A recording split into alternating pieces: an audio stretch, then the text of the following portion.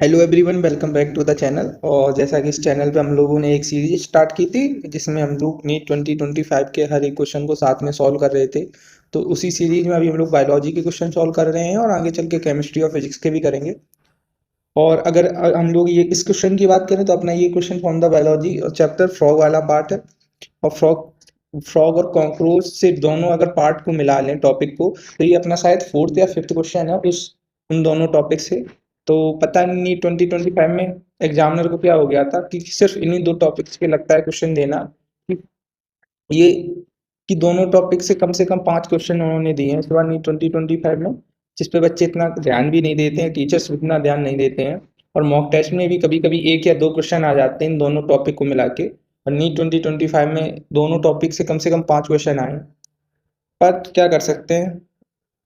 अब इनकी इनकी वैल्यू तो मॉलिक्यूलर बेसिस ऑफ इनहेरिटेंस जितनी हो गई है, क्योंकि क्वेश्चन ही इस बार इतना आया था।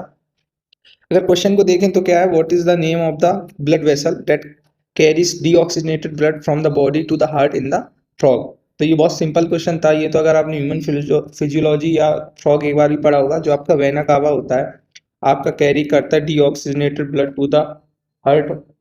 और अगर सॉल्यूशन की बात करें तो लिखा है frog's heart is a muscular structure with 3 chambers. याद रखना ये 3 चैम्बर्स का होता है। It receives deoxygenated blood from the body parts through the major veins called vena cava.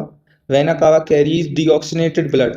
Aorta and pulmonary vein carries deoxygenated blood, whereas pulmonary artery will carry deoxygenated blood towards the lungs। तो आपका similar सा क्या कहते हैं structure या similar सा pattern है आपका, जैसा अपना ह्यूमन में था। तो इतना कोई हार्ड नहीं था ये क्वेश्चन, वैसे ठीक है। या आपको और कोई डाउट हो टॉपिक में फ्रॉग या कॉकरोच में तो बता सकते हो। और मिलते हैं एक नए क्वेश्चन के साथ in the next video. Till then bye.